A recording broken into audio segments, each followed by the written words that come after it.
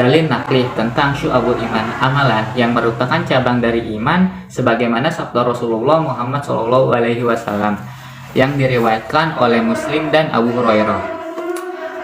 An Abi Hurairah radhiyallahu anhu qala Rasulullah sallallahu alaihi wasallam al-imanu bid'u wa sab'una aw bid'u wa sittuna syu'batan fa afdala qawla la ilaha illa wa daha imamatul iza anit tariqi wal hayatu syu'batan minal iman, yang artinya dari Abu Hurairah berkata, Rasulullah Shallallahu Alaihi Wasallam bersabda, iman itu ada 70 lebih cabangnya. Yang paling utama adalah mengucapkan la ilaha illallah, dan yang paling kurang adalah menyingkirkan apa yang menghalangi orang di jalan. Dan rasa malu adalah salah satu dari iman, cabang iman. Hadis riwayat Muslim. Sabda Rasulullah yang terkait dengan cabang iman adalah Anas RA menuliskan, Nabi SAW bersabda, 3 hal yang dimiliki oleh mereka maka ia akan merasakan manisnya iman, yaitu menjadikan Allah Subhanahu wa Ta'ala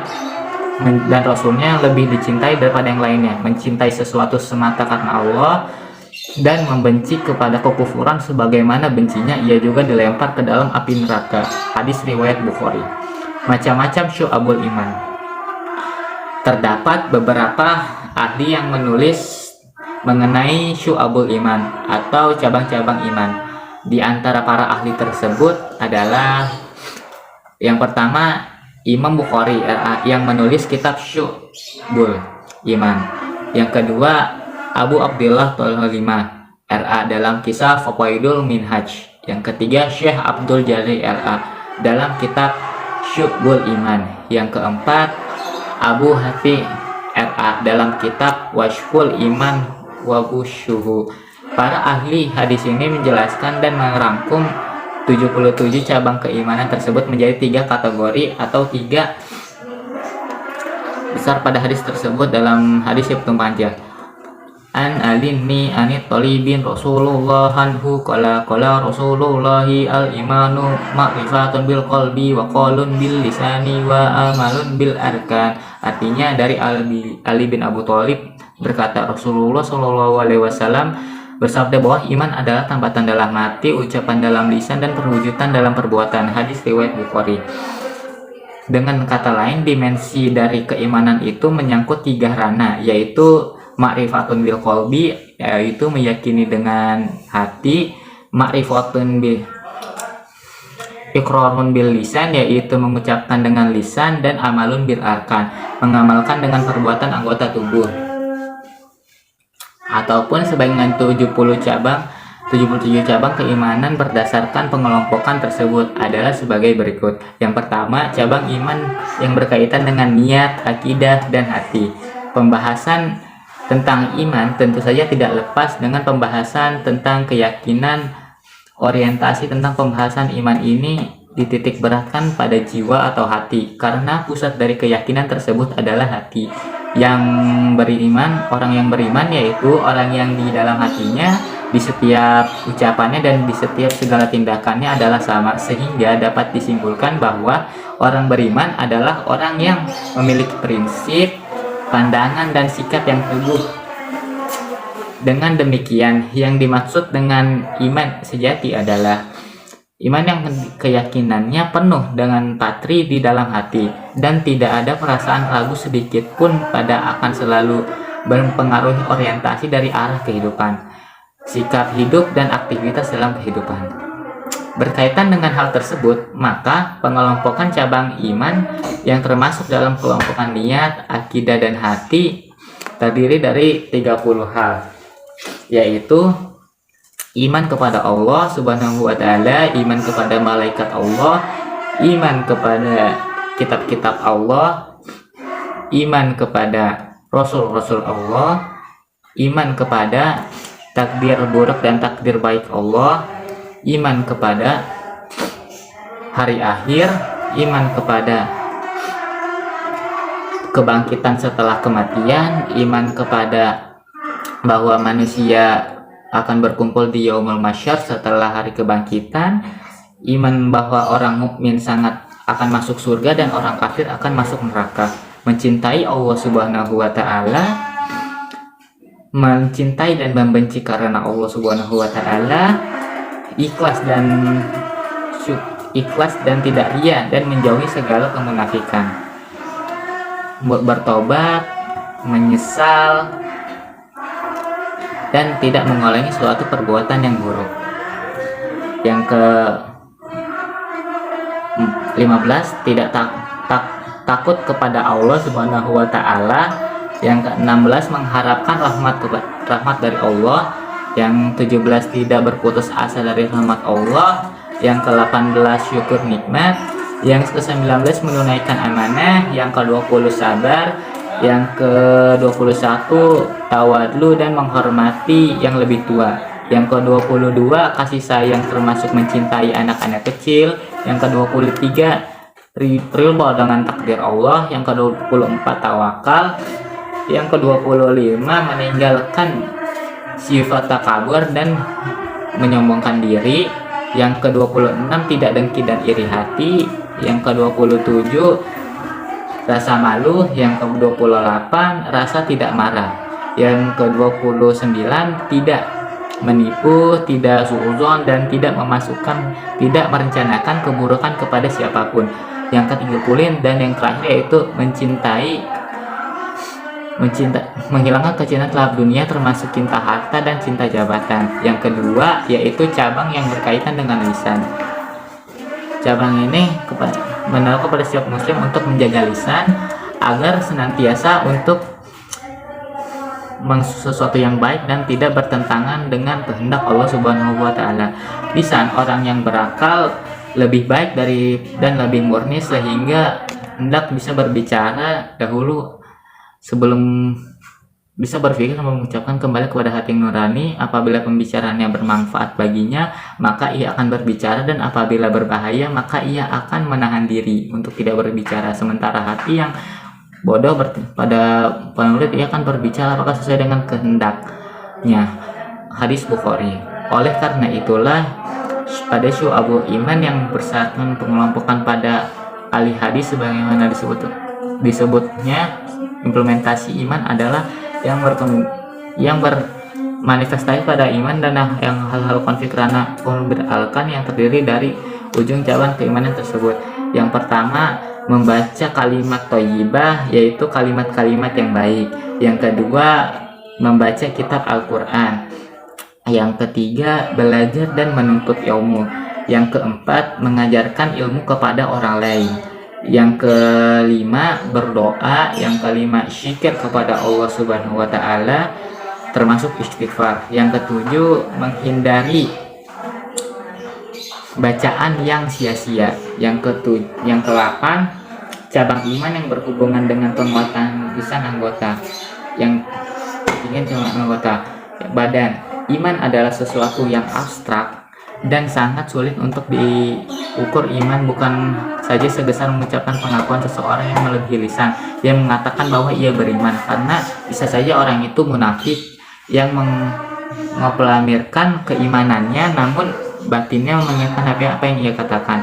Iman yang bukan sebatas pengetahuan tentang makna dan hakikat keimanan itu sendiri, sebab tidak sedikit orang yang mampu memahami hakikat iman, namun ia menginginkannya. Iman bukanlah sekadar amalan secara harfiah menunjukkan kesan dan penampilan seolah-olah seseorang sebagian beriman, sebab orang yang munafik pun tidak sedikit secara penampilan artinya mempertontonkan rajin ibadah dan berbuat baik, sedangkan berpendapat pertentangan dan kontradiksi di dalam batin mereka, karena apa yang diperbuat tidak didasari dengan ketulusan yang untuk ridho Allah, lain dari mulut, lain pula di hati. Sebaliknya, orang yang beriman adalah yang selalu menganggap bahwa ketetapan Allah Subhanahu wa taala adalah yang utama jika dihadapkan pada persoalan-persoalan di dalam kehidupan, tanpa berat hati, berpura-pura dan pamrih untuk mendapatkan kesan baik di hadapan manusia. Maka ia akan menentukan pilihan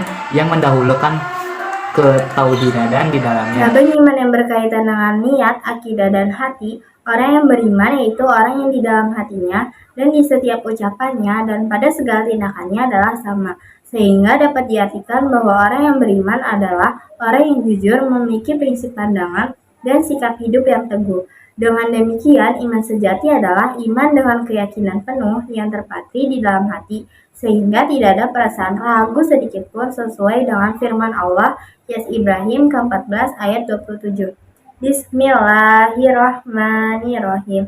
Yusabbitu Allahul ladzina amanu bil qawlis sabiti fil hayatid dunya wa fil akhirati wa yudilullahu zalimin wa yaf'alullahu ma yasha.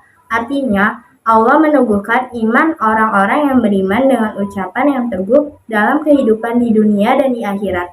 Dan Allah menyesatkan orang-orang yang zalim, dan Allah berbuat apa yang Dia kehendaki. Maka cabang-cabang iman yang termasuk ke dalam kelompok niat, akidah, dan hati terdiri dari 30 hal, yaitu iman kepada Allah, iman kepada malaikat, iman kepada kitab-kitab, iman kepada Rasul, iman kepada takdir baik dan takdir buruk Allah, iman kepada hari akhir, iman kepada kebangkitan setelah kematian, iman bahwa manusia akan dikumpulkan di yaumul mahsyar setelah hari kebangkitan, iman bahwa orang-orang mukmin akan tinggal di surga dan orang kafir akan tinggal di neraka.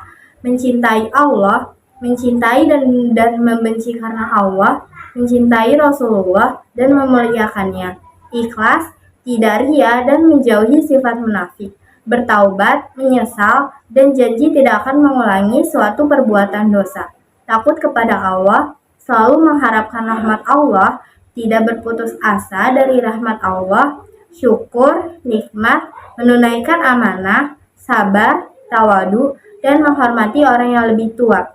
Kasih sayang termasuk mencintai anak-anak kecil, ridho dengan takdir Allah, tawakal, meninggalkan sifat takabur, dan menyombongkan diri, tidak dengki, dan iri hati, rasa malu, tidak mudah marah, tidak menipu, dan tidak suudzon, dan tidak merencanakan keburukan kepada siapapun, menanggalkan kecintaan kepada dunia termasuk cinta harta dan jabatan. Cabang iman yang berkaitan dengan lisan. Islam mengajarkan kepada setiap umat muslim untuk menjaga lisan agar senantiasa mengajarkan kepada yang baik dan tidak bertentangan dengan Allah Subhanahu wa taala. Cabang iman yang berkaitan dengan perbuatan dan anggota badan.